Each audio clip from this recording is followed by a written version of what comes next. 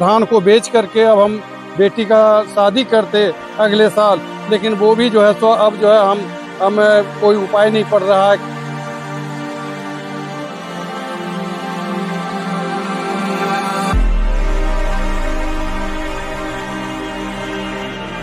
खाना नहीं खाया जा रहा है कि हम मैंने क्या बोले, हम खाना नहीं खाया जा रहा है, उस दिन से हम खा नहीं पा रहे हैं।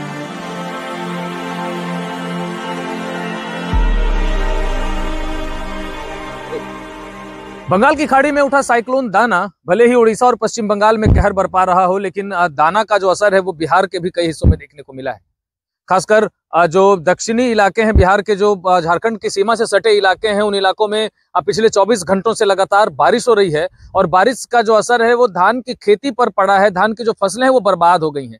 आइए हम आपको दिखाएं कि इस वक्त हम लोग हैं जमुई जिले के खैरा प्रखंड क्षेत्र के पकरी गांव में, जहां धान की जो फसल है वो दाना साइक्लोन के कारण पूरी तरह से क्षतिग्रस्त हो गई है। अभी जो मौसम चल रहा है, जो महीना चल रहा है, ये महीना धान की खेती के लिए काफी क्रूशियल माना जाता है और ये वो समय है जब धान के फसल में बालियां आनी शुरू हो जाती हैं। ऐसे में बारिश ने किसानों की आफत बढ़ा दी है। धान की जो फसल है वो पूरी तरह से खराब हो गई है और किसानों को जो है वो अब चिंता सताने लगी है कि आने वाले समय में उनके समक्ष एक बड़ी परेशानी खड़ी हो जाएगी। हमारे साथ कुछ किसान है, ये उनसे बात करते हैं और जानने की कोशिश करते हैं कि जो तूफान है, जो चक्रवात है, उसका असर फसलों पर किस तरीके से पड़ा है। अरे क्या नाम है आपका? मेरा नाम विपिन कुमार गुप्ता है और मैं पकरी गांव से हैं। पिताजी का नाम श्री तुलसी साव है। विपिन जी, ये बताइए कि किस तरीके से जो असर है वो पड़ा है साइक्लोन का, बारिश का, धान की फसलों को क्या नुकसान? ये तो पूरा बर्बाद कर दिया। हम 4 बीघे में जो है धान की खेती किए हैं। देख रहे हैं आप, 4 बीघे में हम खेती किए हैं और ये जो है सो बिल्कुल जो है एकदम जो है सो सब धान जो है सो अभी दाना भरा नहीं है। दूध अभी मैंने दाना धान के दाना में है, दूध है, और उसके बाद ये जो है सो समूचा फसल जो है सो मेरा सो करके बर्बाद हो गया। अब तो इसमें कुछ बचा भी नहीं, इसमें यहाँ तक कि पुआल भी नहीं इसमें जो है सो मेरा हो सकेगा। हम तो बर्बाद हो गए। अब कोई उपाय नहीं है। सारा पैसा हम जो है सो महाजन से ले करके जो है हम धान के खेती में लगाए हैं, सारा पूंजी लेकर के। अब तो वो पूंजी भी मेरा सब खत्म हो गया। अब क्या करें? हम सोचे कि अब जो है सो इसी धान को बेच करके अब हम बेटी का शादी करते अगले साल, लेकिन वो भी जो है सो अब जो है हमें कोई उपाय नहीं पड़ रहा है। कारण शादी विवाह में बहुत खर्च है, हम नहीं कर पाएंगे। ये हम पूरे का पूरे बर्बाद हो गए।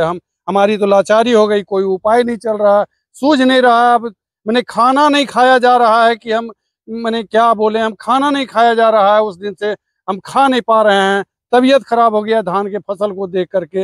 अब हम करें क्या? कोई उपाय नहीं सूझ रहा है। खेती के अलावे और कोई काम करते हैं?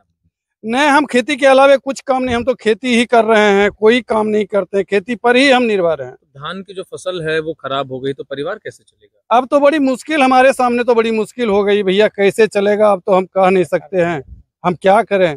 अब अगर सरकार कोई मदद कर सके इसमें, तो सरकार का ही एक भरोसा है। अगर कर पाए तो कर पाए, नहीं तो हम लोग मर गए। कोई उपाय नहीं है। आज का जो फसल आज खत्म हुआ, ये तीन साल तक हम लोग जो है सो इसका जो है सो भुक्त भोगी होंगे। 1 साल के फसल में 3 साल तक हम लोग भुक्त भोगी होंगे, तब कहीं जाकर के अगर अगला फसल ठीक होगा तब कहीं कुछ होगा। यही तो किसान का दशा है। किसान तो बर्बाद है। अच्छा, आपका क्या नाम है? मेरा नाम विनोद दास है। विनोद जी, आप कितना धान की फसल लगाए थे? इसी ने 1 बीघा लगाए थे। यही हालत सब जगह है। अब बगल में है मेरा खेत। हम लोग तो बर्बाद हो गए हैं। अब सरकार जो करे। तो क्या धान की फसल को देख के चिंता होती है? चिंता की खाना नहीं जाए। विपिन जी बोले वो सच बोले, हम लोग का खाना धोया नहीं, चेहरा नहीं देख रहे हैं कैसा हो गया हम लोग कल से। अच्छा, आप बताइए, आपका क्या नाम है? सर, मेरा नाम मिथिलेश कुमार गुप्ता हुआ। मिथिलेश जी, किस तरीके से परेशानी हो रही है? परेशानी तो इतना देख के मायूस है कि खाना पीना सब तो बेकार लग रहा है। अब कैसे अगला फसल, अगला पैदावार हम लोग उपजाएंगे कि महाजन से लेके, या फिर महाजन से हम लोग लेके ही निर्भर करना पड़ेगा। महाजन देंगे तब ना महाजन फिर देगा। अब लगता है महाजन पर भी आश्रित, अब सरकार पर ही भरोसा है, सरकार ही कुछ कर सकते हैं। तो ये जब देख रहे थे कि जो किसान है, इनका ये कहना है कि जो धान की फसल है वो पूरी तरीके से खराब हो गई है और कुछ किसानों का ये भी कहना है कि उन्होंने धान की फसल से बेटी की शादी करने की सोच रखी थी, लेकिन जो फसल है वो नष्ट हो चुकी है। ऐसे में किसानों के समक्ष एक बड़ी समस्या खड़ी हो गई है। किसान परिवार जितने भी हैं, उनकी आर्थिक स्थिति इतनी अच्छी नहीं कि वो इस नुकसान की भरपाई कर सकें। ऐसे में किसान अब सरकार की तरफ आस लगाए बैठे हैं कि उन्हें कोई अनुदान मिल जाए। लोकल 18 के लिए जमुई से गुलशन कश्यप की रिपोर्ट।